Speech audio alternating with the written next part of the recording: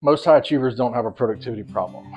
They have a peace problem. You can fill your calendar, hit deadlines, stay late and grind, but if your inner world is unsettled, your work becomes heavy.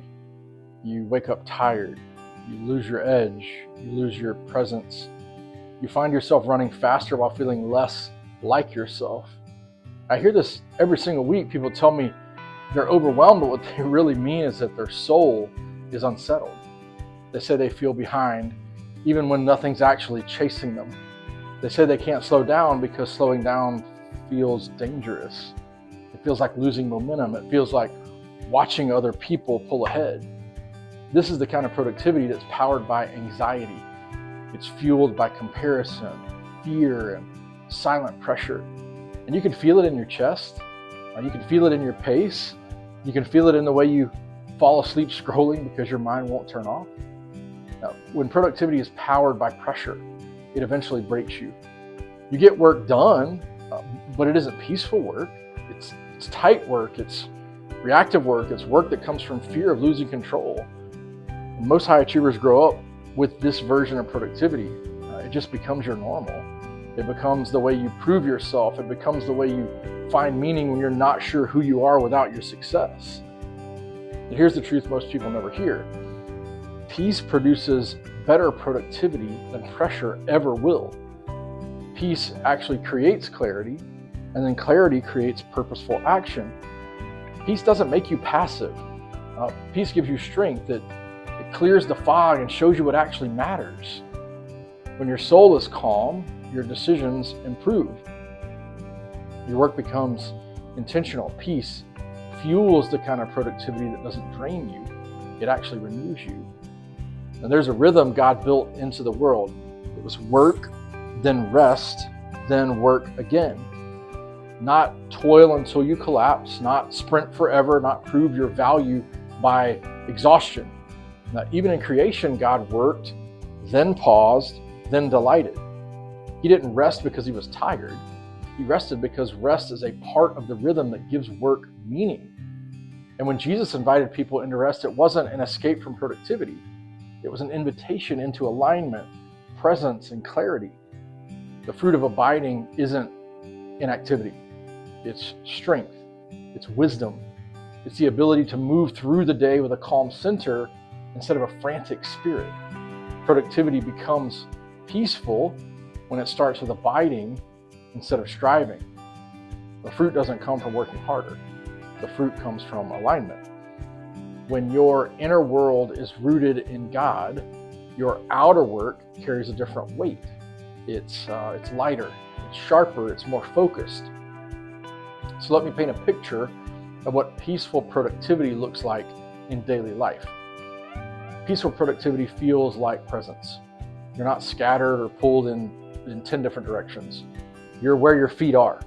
When you talk with someone, you're actually there. When you sit down to work, you're not spinning. You move with intention. Peaceful productivity feels like boundaries. You stop treating your energy like it's unlimited. You stop saying yes out of fear. You choose what matters because you finally believe clarity is more powerful than volume. Peaceful productivity feels like a sustainable cadence. You stop expecting yourself to be superhuman. You stop treating rest like a luxury and start treating it like oxygen. You learn that stillness isn't wasted time. Stillness sharpens you. Peaceful productivity feels like identity-rooted action.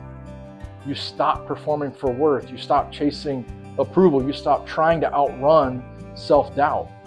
You work from the truth that you're already held, already loved, already anchored. Freedom shows up in your calendar because you finally understand that your value isn't earned by your output.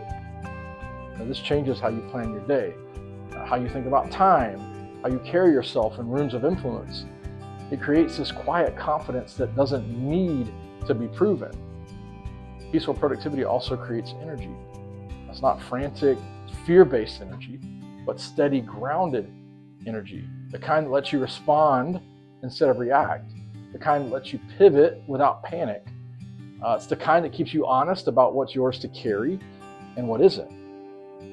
Here's the key. Peaceful productivity doesn't make your life smaller. it actually lets you steward your life more fully. You stop wasting energy on noise. You stop chasing every opportunity. You stop pretending that busyness will make you feel meaningful. When you live aligned, your productivity becomes a form of worship, not as performance, but as a reflection of your faith, your values, and your purpose. This is where everything comes together. Peaceful productivity frees you to show up in your life again. You start noticing moments with your family. You listen more deeply. You feel more connected. You have more margin for people again. You have margin for yourself again. You have margin for the voice of God again. When your productivity flows from peace, your impact grows. Not because you try harder, but because you're finally aligned with the way you were created to live. If you want to build productivity on peace instead of pressure, I unpack this in my newsletter every Saturday. You can join through the link in the description. And when you're ready to build a life that's structured around alignment instead of anxiety, you can book a clarity call. We'll look at your rhythms, your work, your purpose, and especially your peace. So take a breath, let the noise settle. You're not behind. You're simply being invited into alignment.